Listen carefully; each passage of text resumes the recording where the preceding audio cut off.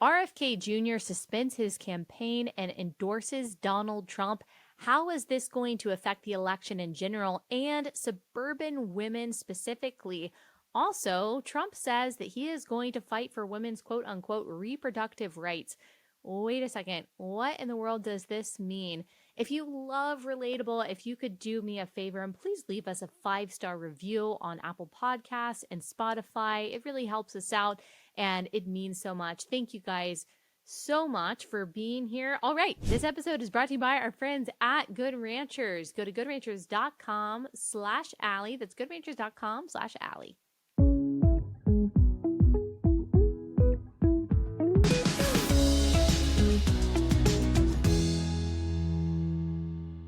Hey guys, welcome to Relatable. Happy Monday. Hope everyone had a wonderful weekend and that you are kicking off the school year wonderfully. This is the last day that I will be recording from this setup. We won't have to be virtual anymore. And so thank you so much for really just not caring about kind of the low quality picture and the less quality audio that you guys have had to deal with. I really appreciate that. Just the patience and the graciousness that you've shown us. So today is a Monday. We've got election news and discussions to focus on today.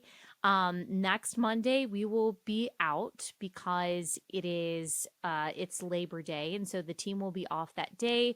There will be no episode, but we will pick right back up on Tuesday. And then, of course, our election coverage will continue, especially focusing on that every Monday. But before we get into it today, and as you can imagine, we have a lot to discuss. Just a couple things. I want to reiterate what I post on Instagram many Mondays, not every Monday, but God's eternal plan of redemption is always going off without a hitch. And actually, we've got some merchandise coming out with that reminder because you guys love it so much. And it can feel really overwhelming, both outside of your home, maybe inside of your home, in your personal life, perhaps, and certainly in the political world. But we can trust that God is never thrown off. He is never surprised. He is never taken aback. He's never wondering what's going to happen next. He's never looking down and thinking, how did you guys get into this mess?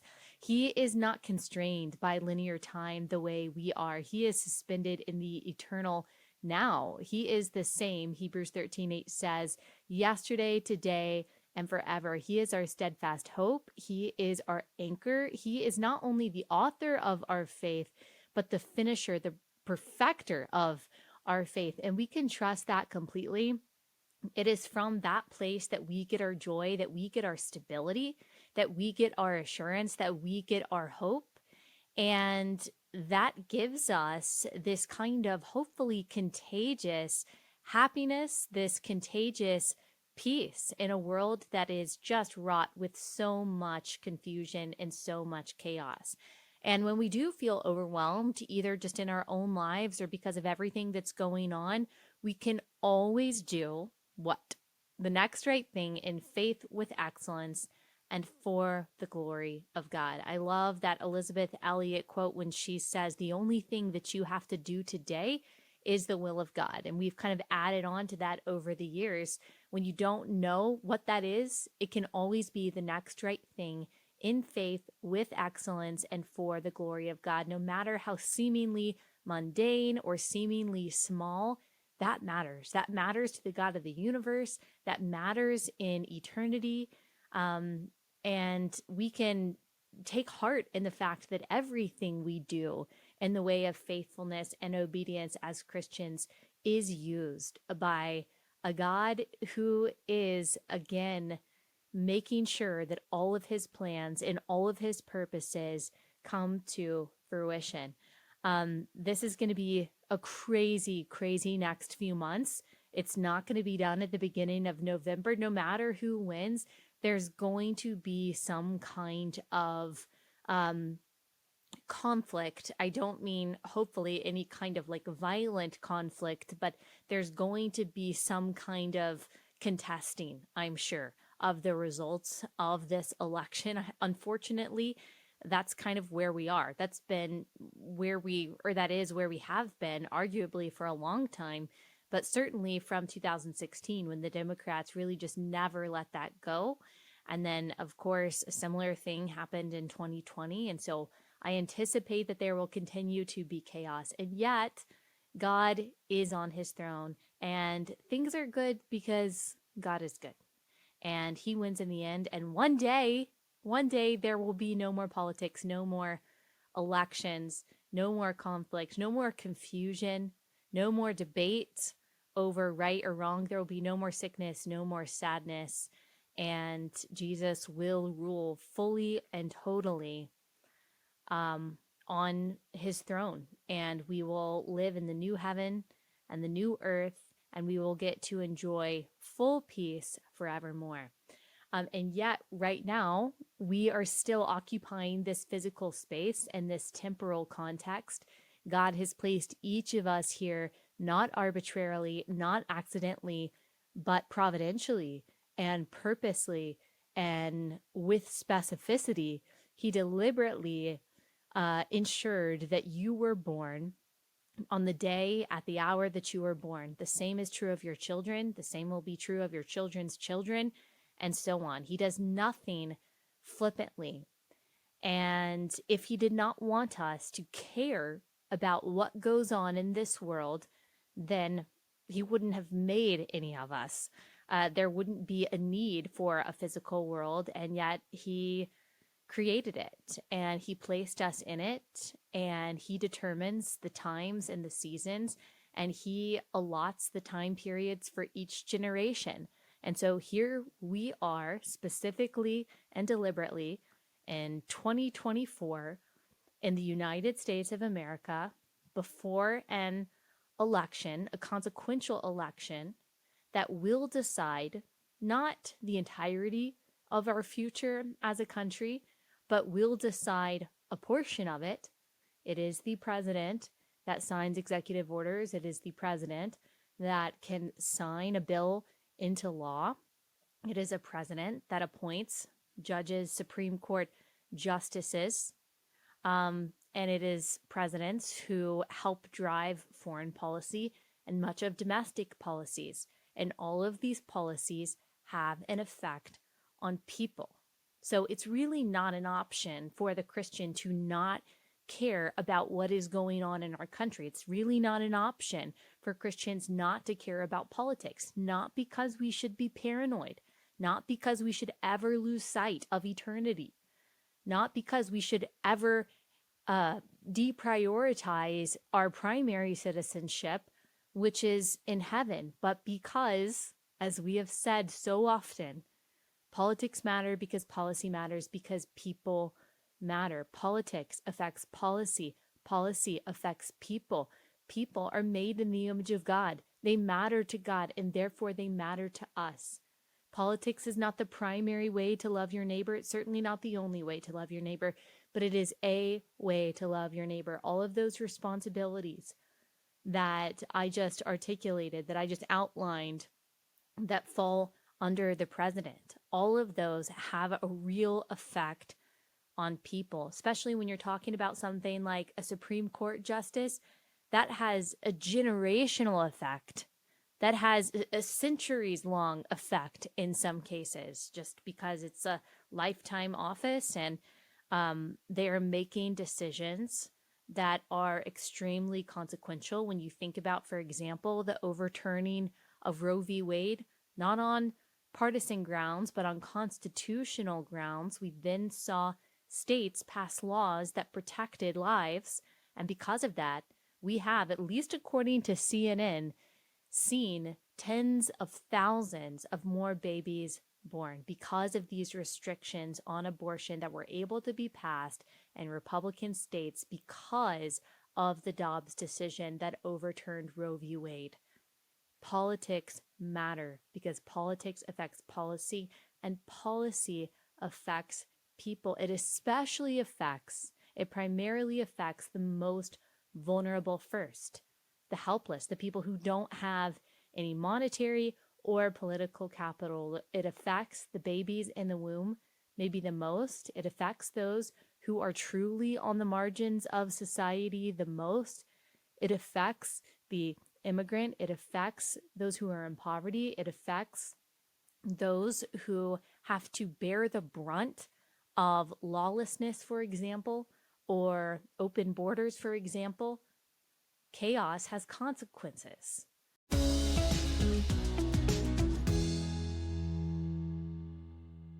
All right, quick pause to tell you about our first sponsor for the day. It's Adele Natural Cosmetics. I love Adele Natural Cosmetics. I use their skincare every day. I love their Blue Lagoon line. Their oil-based cleanser has been such a game changer for me. I don't use those like harsh, sudsy soaps anymore. I really just use their oil-based stuff. And as someone who has drier skin, and of course I'm in my 30s, so I have to think about the fine lines and wrinkles, this has been so helpful for the texture of my skin, the softness, the moisture of my skin. I love that everything at Adele is completely non-toxic. It's all natural ingredients. And the best part to me is that this is a family-run company. They make all of the stuff themselves, and they are just looking to glorify God with the good work that they do and the products that they make. And their products really, really work. So it's just a win all around. If you go to AdeleNaturalCosmetics.com, use code Allie for 25% off your first time purchase. AdeleNaturalCosmetics.com, code Allie.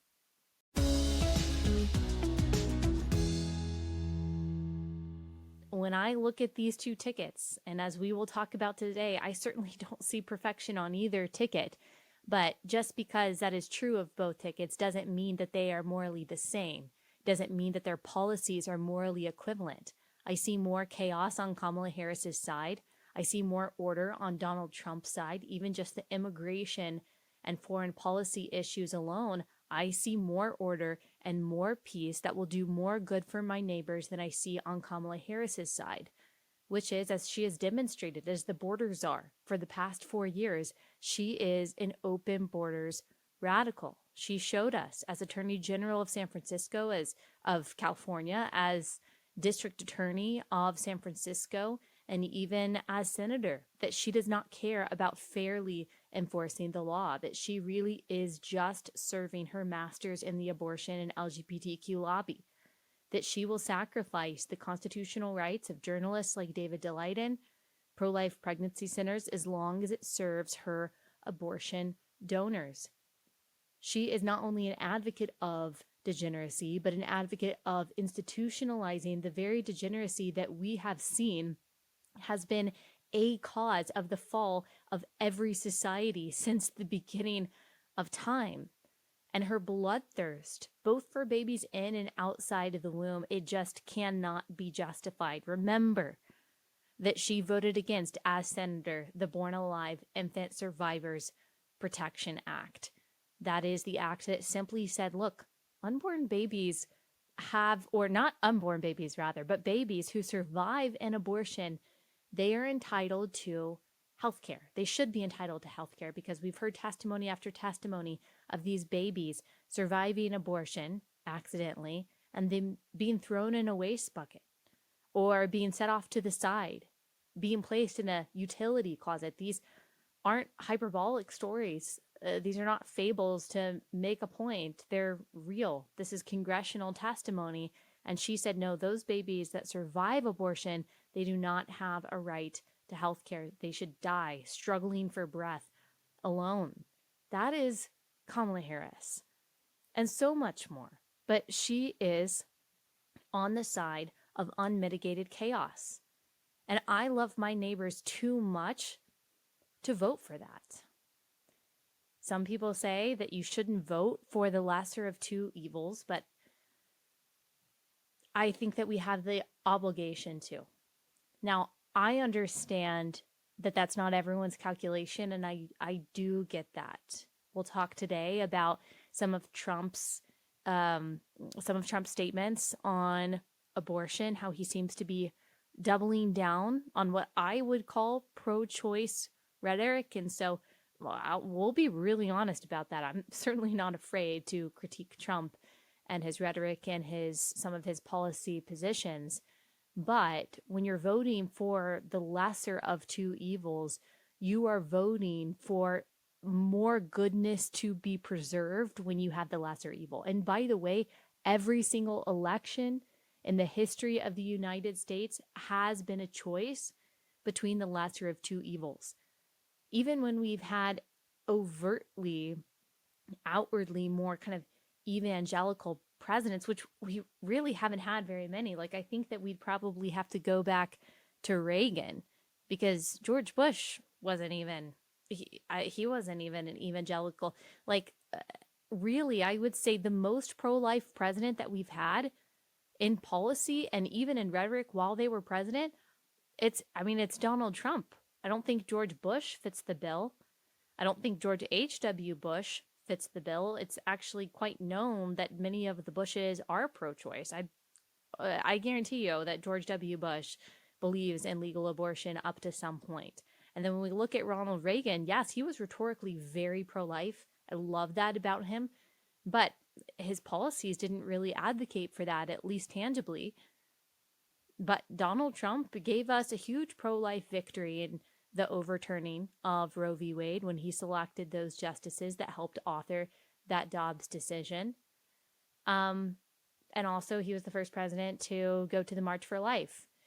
And so we have always had to decide between the lesser of two evils. We still are today. And when I'm looking at that, there's just no question. There's no question the right decision. Is it the perfect decision? There will never be a perfect decision.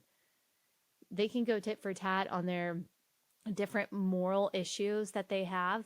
I mean, Kamala Harris is certainly no saint considering her background and how she came to power and the kind of mean, calloused person she is. Donald Trump is certainly no saint. So at the end of the day, I'm looking at order versus disorder, chaos versus peace, and I see peace and order more on the side of the policies and the appointees of Donald Trump than I do Kamala Harris. So I wasn't even really expecting to go on that monologue.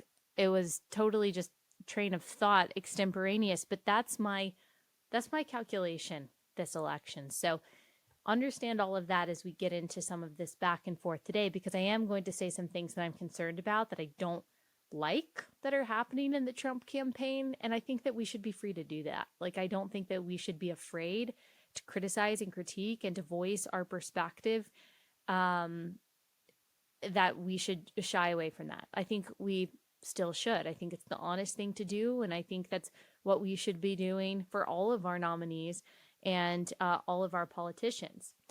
Before we get into all that, I do just want to remind you guys that Share the Arrows is happening on September 28th in Dallas, Texas. Y'all, I am so excited.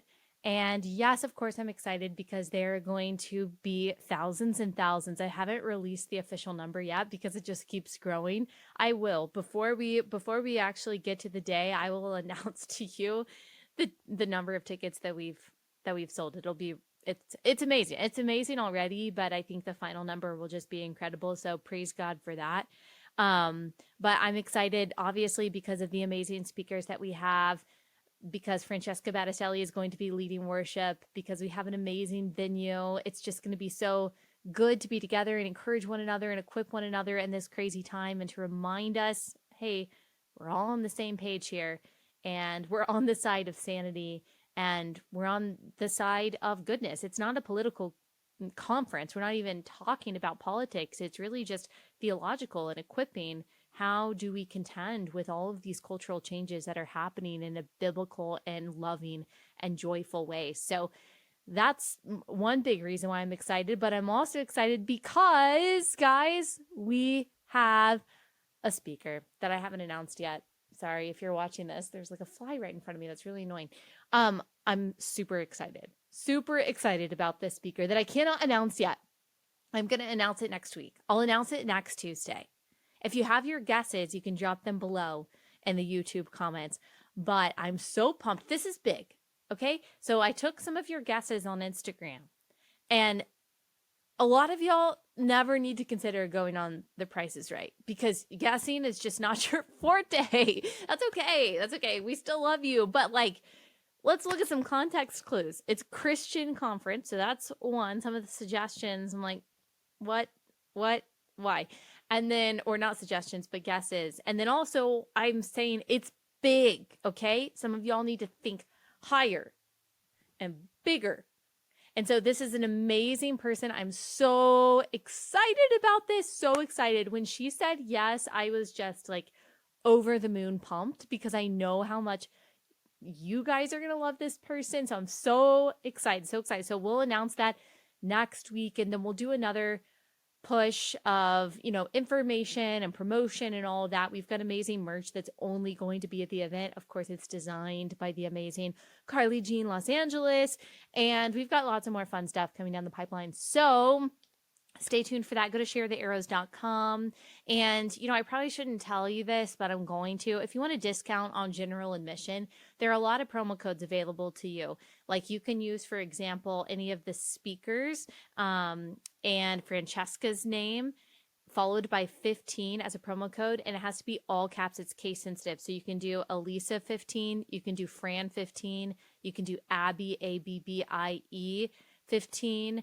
And so use any of those, you get 15% off, just general admission, not the other ones. And again, it's case sensitive. And so plug that in, come by yourself. There's a lot of people coming by themselves. There's no shame in that at all. Come with friends, come with your family. It's women, Christian women only, but it's for Christian women. And if you've got a nursing infant, you can bring your nursing infant. Other than that, it's not an event for kids, but we totally understand not being able to leave your baby. I am the exact same way. So bring that nursing baby. There'll be a nursing room and stuff like that too if you need more privacy. But we are so pumped, so pumped. I can't believe how soon it is. It's a month away, y'all. A month away. Okay, so go to sharethearrows.com and check that out.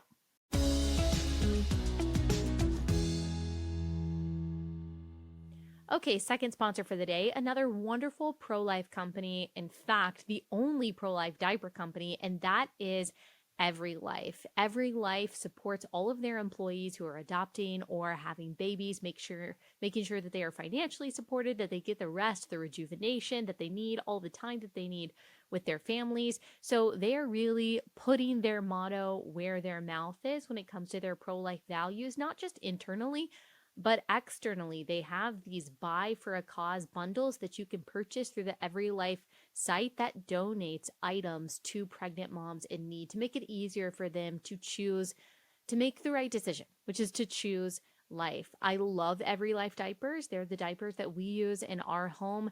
They really work. They're made from amazing ingredients, really high quality. You don't have to worry about leaks or anything. They're really great all around. So this is just another win. Shift your dollars to a company that really cares about life. Go to everylife.com, use code Allie10. You'll get a 10% discount on your order. Everylife.com, code Allie10.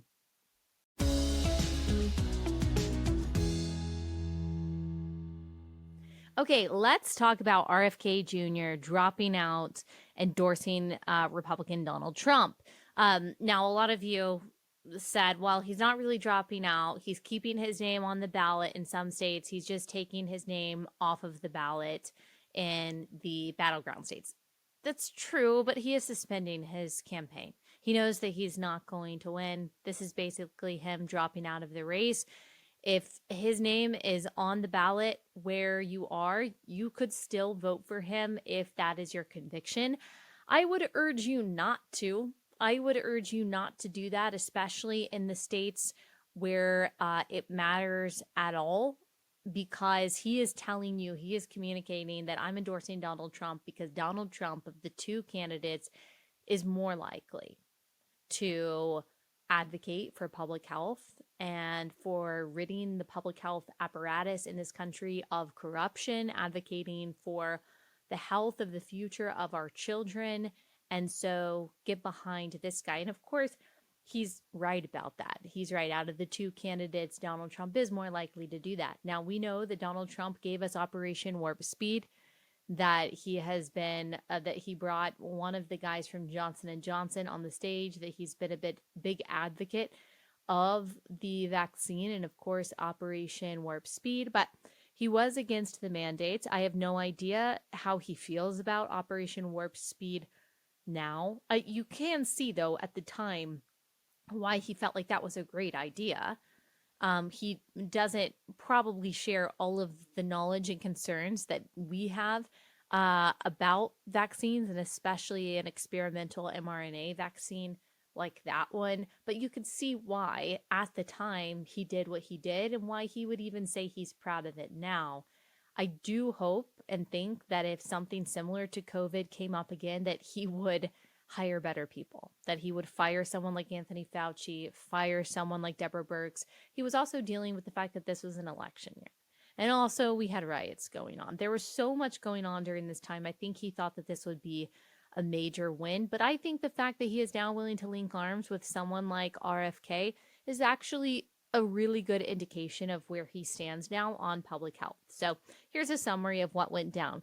On Friday, independent presidential candidate Robert F. Kennedy Jr. not only dropped out of the race for president, but also endorsed the Republican candidate, former President Donald Trump, and appeared alongside him at a rally in Arizona. Like, very iconic, very iconic. Him going out into the stage and they're playing this like Foo Fighters song, which of course the Foo Fighters have their, their pantyhose in a wad about that.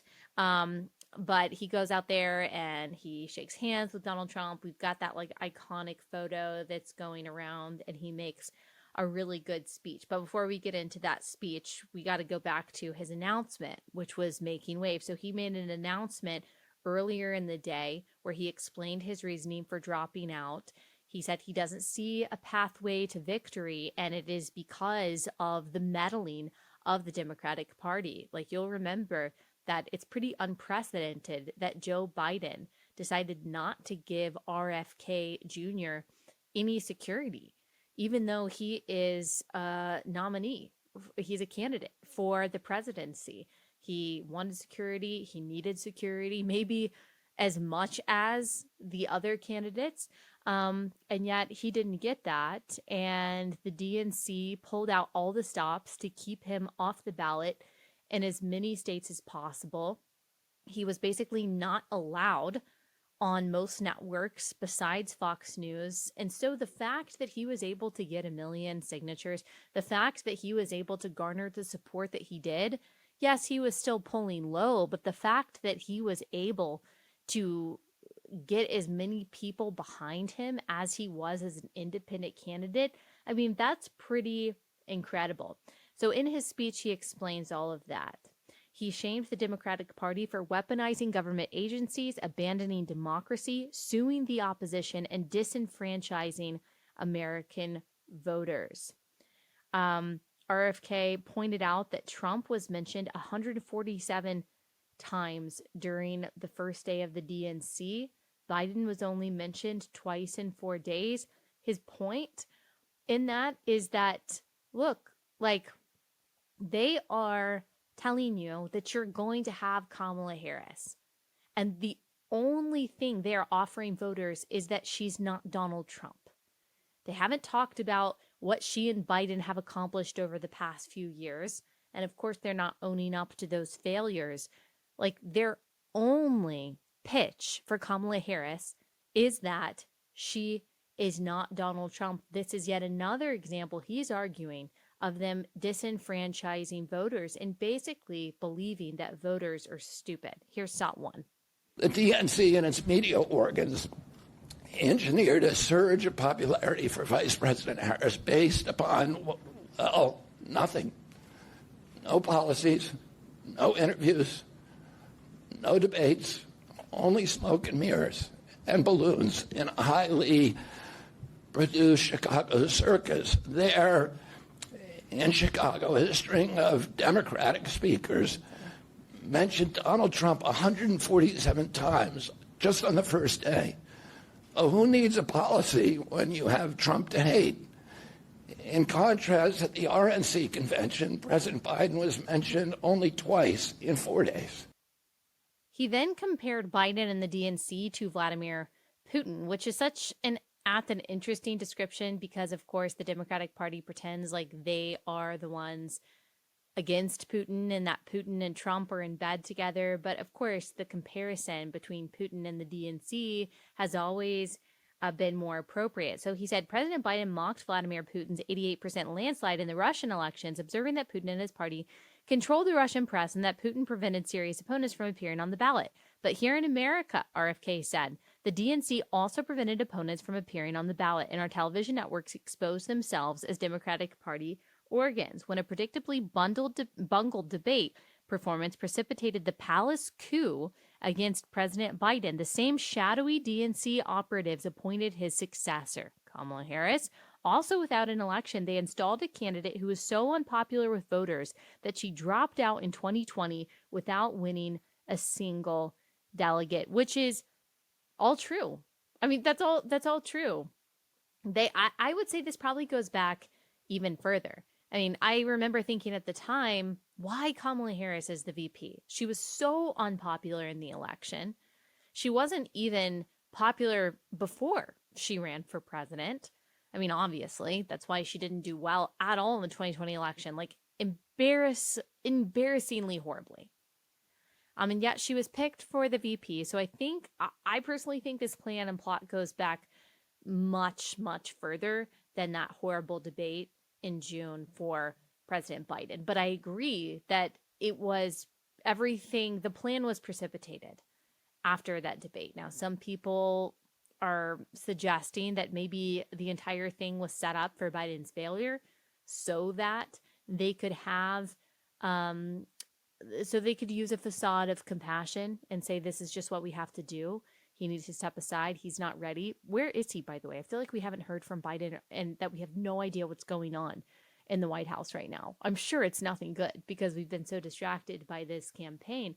But then Kamala Harris was pushed forward, and this person who has always been deeply unlikable. She's never been popular. She's always been just kind of very strange and awkward, and everyone knows she's very vapid. She's very similar to Veep in the show. And now we are supposed to believe that she is this just powerful, compelling figure in American politics, that she has all of these successes under her belt, that she's this magnanimous person who leads with strength through joy. That they keep saying, it's joy, it's joy, it's joy. It's so strange. And people have pointed out that strength through joy was actually like a Nazi motto. I don't think that's intentional. I just think it's weird. I just think it's weird to borrow a word that campaign seems to love to use. And it's completely manufactured by the media. These are the very people that say that they care about democracy, and yet they are using straight up, unabashed propaganda to make you vote for someone who has never even once presented to you a tangible policy that is going to make your life better. I mean, she's put forth very few tangible policy proposals at all, but like, can you name a policy that she advocates for? Kamala Harris, not just some like vague Democrat policy. Kamala Harris has suggested that is going to put more money in your pocket, that's going to increase peace, increase order, make your life better in any way. I mean, the president doesn't have all the power in the world to do that, but he or she certainly has some power to do that through the authority that they have. They might not be able to make your life that much better, but they do have the power to make things a lot worse. Again, not just for ourselves, but for our children, our children's children, and our neighbors.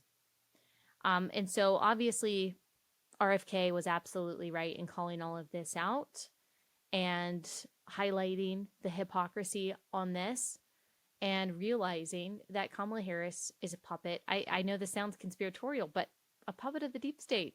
She is. That's why she was chosen, because she is going to be compliant with her handlers.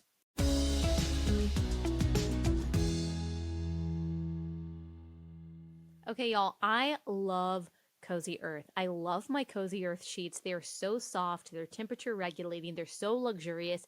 I could hardly sleep on any other kinds of sheets because I have been so spoiled by Cozy Earth. Also, their loungewear. I've never had softer loungewear. I just got a quarter zip from there. It's not even winter weather, anywhere close to winter weather where I live. And yet I'm like rocking this quarter zip every day because it is so soft, so luxurious, highest quality materials used. This is a great gift if you're already looking for like holiday gifts, or if you're going to weddings coming up, like getting them a great set of luxurious sheets or a great towel set from Cozy Earth. I also love their bath towels.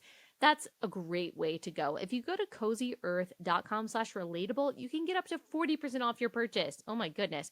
Cozyearth.com/relatable, code relatable. Cozyearth.com/relatable, code relatable.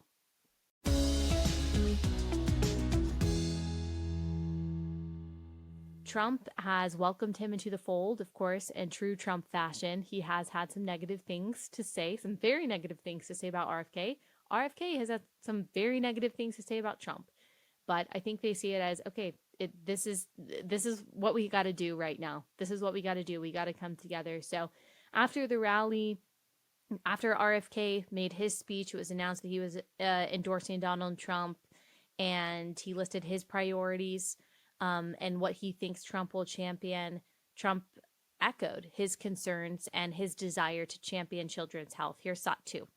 Today, I'm repeating my pledge to establish a panel of top experts working with Bobby to investigate what is causing the decades-long increase in chronic health problems and childhood diseases, including autoimmune disorders, autism, obesity, infertility, and many more. We want every child in America to grow up and to live a long and healthy life. Okay, that's good. I think that is an amazing message for suburban moms, because a lot of moms were voting for RFK, and I was always told, no, that's not true. No conservative suburban mom is voting for RFK. I was told that relentlessly, and I'm like, I know them, and I know my audience very well. And I knew that there was a sizable portion of the conservative suburban mom that were willing to look past RFK's views on abortion, considering Trump's moderate views on abortion, and say, yeah, medical freedom matters more to me. Rooting out the corruption in our public health institutions matters more to me. And they were voting for him. And I always knew that he was taking more Republican votes than Democrat votes. That's another thing that I kept hearing, that oh no, it's good for RFK to be running because he's taking some Democrat votes away from Kamala. It's mostly Democrat votes that he's taking. I'm like, you guys are out of your mind. No, I always knew that it was mostly Republican votes that he was accounting for, which is exactly why he is joining the Republican side. And it is going to help Trump. It might not help Trump stupendously, but it's going to help him at least marginally, and elections have been won by very thin margins. And so I do think it matters. Kennedy is, he's also saying that he thinks that President Trump is going to make a series of announcements of other Democrats who are joining his campaign to make America healthy again. This is SOP 3. Will you have others? Will you campaign for President Yeah, Trump? I'm going to be campaigning actively. I think President Trump is going to make a series of announcements about other Democrats who are joining his campaign, and I want to make America healthy again, and so does President Trump. Okay, so on the one hand, adding more Democrats to the campaign could be a good thing. Obviously, I mean, it could bring in some moderates. It could bring in some independents that President Trump may need to win. I know that he tapped Tulsi Gabbard, another Democrat, more of an independent, to help him prep for the debate against Kamala Harris. And Tulsi Gabbard owned Kamala Harris in the 2020 debates. She's very articulate, very smart. I like a lot about Tulsi Gabbard. But this is shaping up to be a very moderate campaign. And maybe some of you see that as a good thing. I've always known, of course, that Donald Trump is moderate, if not liberal, on many things. But I don't have to support him in all of those ways.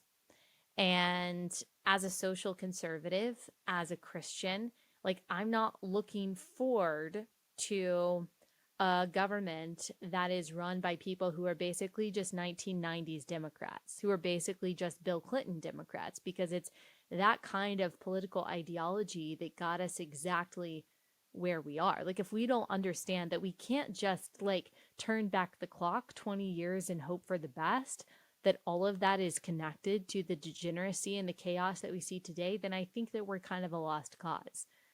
Now, there is part of me that is excited about Republicans and Democrats who don't like corruption and don't like um, too many foreign entanglements and who believe in some common sense economic policies and immigration policies coming together and just rejecting the far left progressive insanity on things like gender and immigration and economics and foreign policy. That of course is good, but do I think that that is enough to preserve the Constitution? Do I think that that is enough to rewrite the ship and to put America on the right path? Absolutely not, because inherent in that kind of wishy-washy moderate ideology is weakness. It is extremely vapid. It's not really built on any time-tested principles. And so I don't want a moderate, independent presidential administration. I just don't. I want someone who is extremely strong on life. I want someone who is extremely strong on all forms of conservative principles and conservative ideas and just moral truths and natural law. So we'll see. We'll see how this shapes up. It's pretty clear to me that it's that crowd that Trump and Vance are vying for, that they really don't care. This is what I think. I really don't think they care about the evangelical vote. Like, I don't think that they care about us conservative Christians over here. I think that they take our vote for granted, that they think that they're going to get it no matter what they do. And so instead they're vying for this very fickle middle. And part of that is true. Like, they are betting that we have nowhere else to go. And part of that is true. It's an unfortunate situation that we social conservatives, that we Christians are in. Now, you can absolutely withhold your vote. I know pro-lifers who think that Trump has compromised too much, and so they're not going to vote for Trump. I think that is an option. That's not what I'm going to do, but I understand. I understand that. However, the Trump campaign has made it really, really clear that they really don't care about losing those votes, that they really don't care. As long as they get the secular libs in the middle who are just kind of like don't love transgenderism and kind of like guns, then they're good to go. It's like the barstool conservatism that are really like morally loose, socially liberal, and are kind of moderate on other topics. Like, you can be that, okay? You can even want those voters, but that kind of philosophy is not sufficient for building a movement. It's not sufficient for building a country. It's not a sufficient driver of policy.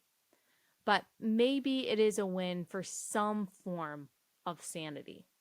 So we'll see.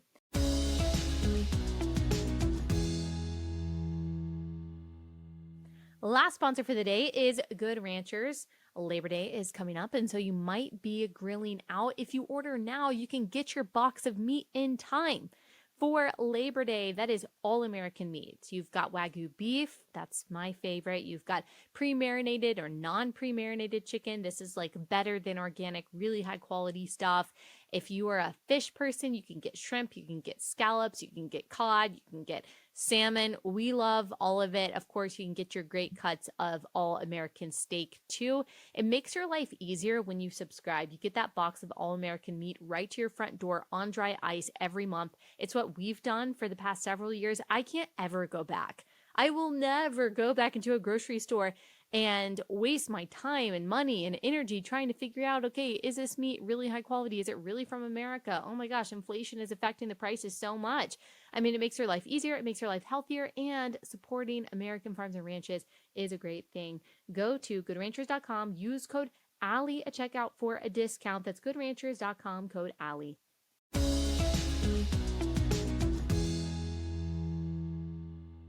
Now, before I get to more of that and some things that Trump has said about abortion in the last couple days, I will say that this whole thing of RFK joining Trump was absolutely a victory, even if just in the short term for Trump's campaign. Because remember, after the assassination attempt of Donald Trump, how that was all everyone talked about. And there was this surge of support and enthusiasm for him. And then what happened? Biden stepped aside. Kamala Harris came in, and all of a sudden it was all about Kamala Harris and how beautiful and wonderful and awesome and amazing she is. So the air was sucked out of the Trump campaign. Like, they were riding high on that. When they were going against Biden and you had those amazing, iconic pictures of Trump, I mean, I think that they thought they were just going to skate into victory in the election. And then everything shifted. Attention shifted away. No one even cared about that. No one talked about that anymore. People weren't even sure that it happened. All they cared about was Kamala Harris and this new joyful campaign. So they completely sucked the air out of that story in that moment for Donald Trump. Well, the same thing has happened here, except it's the other way. Democrats, they feel like they had this amazing DNC, where Planned Parenthood was right outside offering free abortions and free vasectomies for people. 25 plus babies were aborted through medication abortion right outside the DNC. I mean, that's just child sacrifice. That alone should be a reason not to vote for Democrats, because they endorse that. They love that stuff. But they felt like they had a great DNC. They felt like it was very enthusiastic and very joyful. And of course, they lied. So I don't know how it got started, but they lied about Beyonce performing when Kamala Harris was going to speak. I think just so people would tune in to watch Kamala Harris's speech. I mean, just crazy. What a gimmick. And then with this announcement, now that's all everyone's talking about. Even in liberal media, everyone's talking about that. So I think this was very good strategy. They completely sucked the air out of the DNC enthusiasm and magic that they felt like they had after the DNC. And now all eyes are on them, and they're hoping to use this as momentum. So, and I do think that some of the ads that the Trump campaign is putting out, that they're much better than they were. So I'm kind of getting the feeling like, okay, now we're cooking. Now we're cooking. Now things are picking up. That doesn't mean things are going to be easy at all. It doesn't mean that he's a shoo-in by any means. I mean, the media is still going to try their darndest to keep them out of the White House. And just remember that Kamala Harris has not given interviews. She has not given answers to the American people, because she knows that she can do the same thing as Joe Biden did. She can just hide away. Both of them are really terrible in interviews, really terrible when they're speaking extemporaneously. She's not likable herself, so she has to rely on the media to do that for her, to create her into something that she's not, and she can just stay quiet. So that's what her plan is, and she is betting that most people are going to vote based on vibes. And that's sad. You should prove her wrong. And most people are going to vote, she thinks, based on just not liking Trump. Those are really, really superficial reasons to make such a consequential decision. Actually look at the policies and ask yourself, what is going to make life better for you and also for the people around you? Now, Trump and Vance have doubled down on their position on abortion because Democrats, they worship abortion. They worship child sacrifice. This is their issue for them. As we've talked about before, like when Democrats say we're running on freedom, they mean abortion. When they say, yeah, we believe in your rights, they mean abortion. When they say, oh, we care about your health, they mean abortion. That is basically what every euphemism they use is referring to. Abortion and your abnormal sexual choices. They're not talking about your constitutional rights. They're not talking about your actual personal liberty that is guaranteed in the Bill of Rights. That's not what they're referring to. Like, we've already seen that with Walz. Like, we saw that when as he is still, but when he was governor of Minnesota during COVID, and he allowed churches to only have 10 congregants in worship services, even as he allowed abortion facilities to operate at full scale. We saw that with Kamala Harris when she tried to force pregnancy centers as Attorney General of California to advertise for abortion via the FACT Act that was overturned by the Supreme Court because it's a violation of the First Amendment. These people don't care about your First Amendment rights. They don't care about your right to speech, your right to religious liberty, your right to protest. They don't care about those things. They certainly don't care about your Second Amendment rights. When they are talking about freedom, they're talking about abortion primarily, and they're talking about being able to mutilate your genitalia in the name of being the opposite sex and institutionalizing the celebration of uh, being gay. That's basically what it is. That's what they mean by freedom. So just understand that. Understand that. But because that is central to their campaign, because they are telling women you're going to be freer under a Harris presidency, and unfortunately, many women believe that. They believe that their right to kill their child is sacrosanct. That is their one issue that they have to vote on. Trump and Vance have decided that they are going to significantly moderate on abortion to try to get those people to vote for them. Donald Trump, he posted this. This is on Truth Social, although he is on X now. He said, "My administration will be great for women and their reproductive rights." Now, does he actually mean abortion? Is he trying to be tongue in cheek? Does he mean like other forms of reproduction? I don't know. He should have been clear about this. I think he did clarify to like a few people at some Pennsylvania event. I don't know.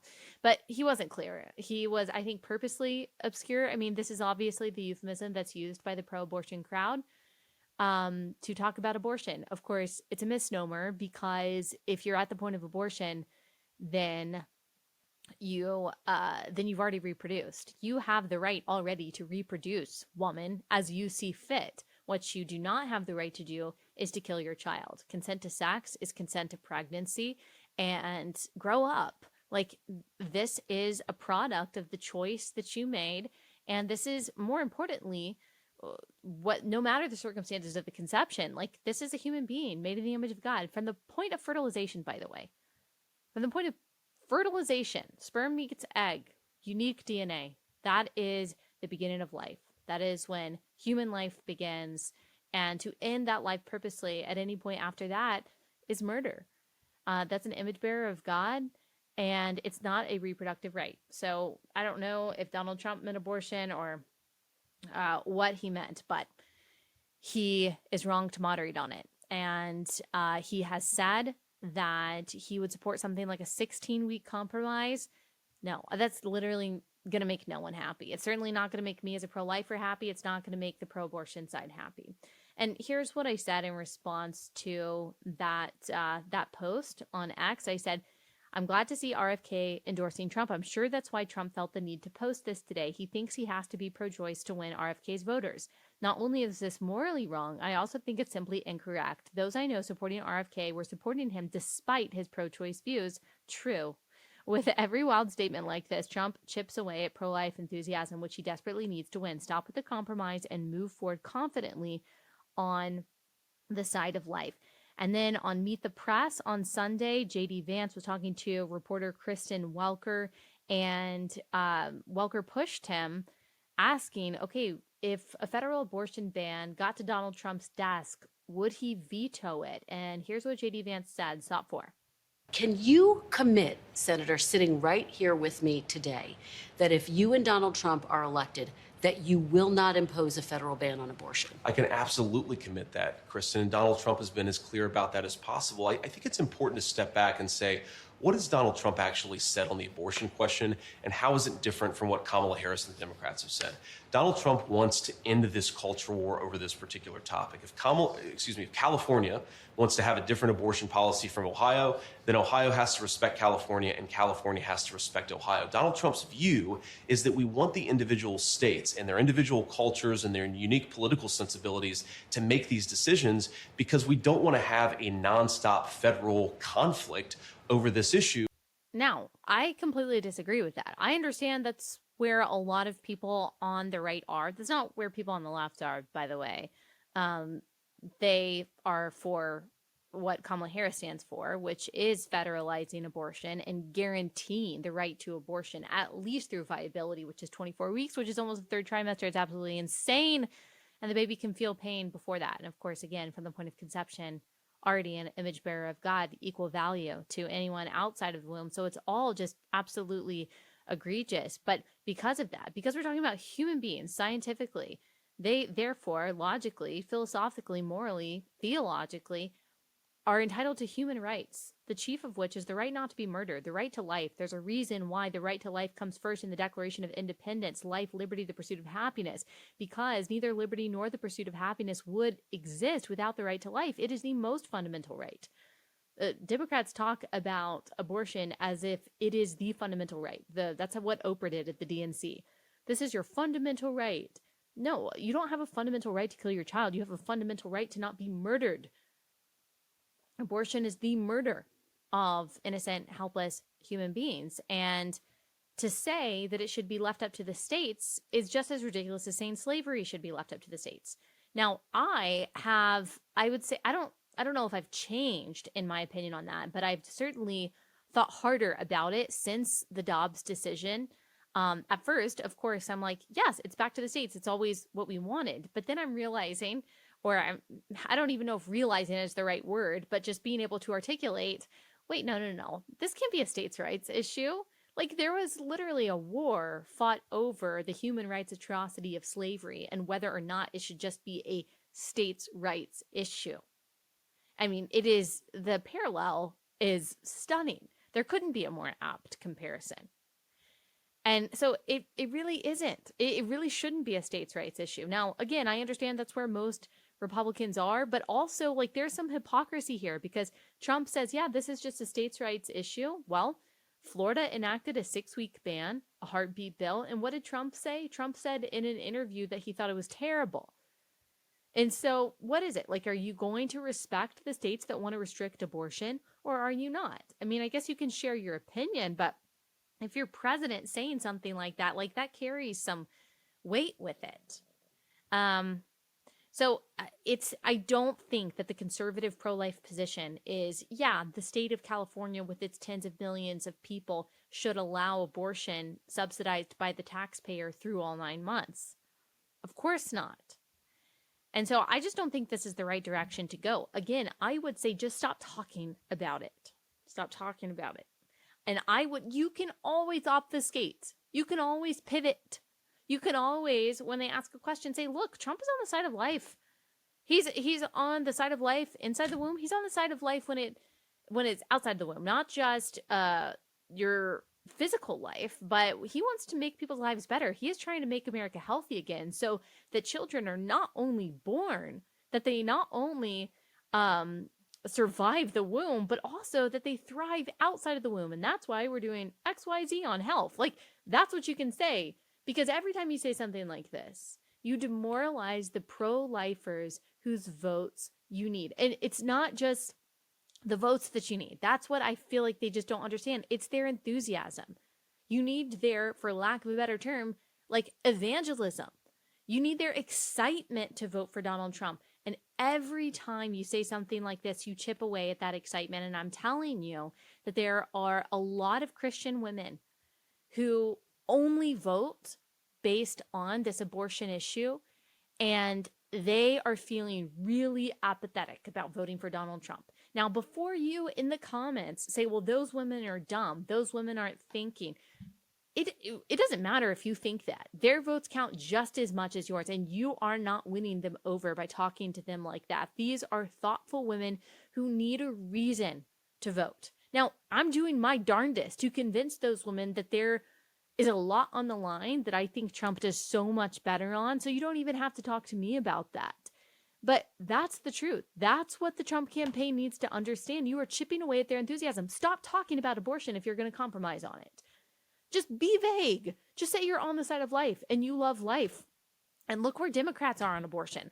Look at their literal child sacrifice mobile that they have outside of the DNC.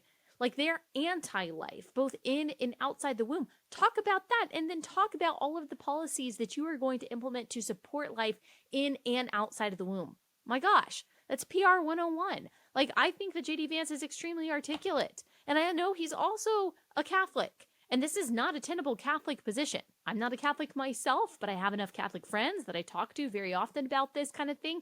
And I'm sure they're telling you on their own shows, like, this is not it. This is not a tenable Catholic position. I'm not even sure if you can take communion and hold a position like this within the Catholic Church. So I would say reverse course. Just be on the side of life and be confident about it. You don't even have to get exact at this point. That's my advice. I have a lot of advice that I have given and that I will continue to give. Not that I think that, everyone is turning to me for campaign advice, nor should they. I just want to give the representation of the vantage point of many evangelical women whose enthusiasm and support the Republican ticket needs. So that's my thought on that. All right, that's all I got time for today. Thank you guys so much for watching and listening. We will be back here tomorrow.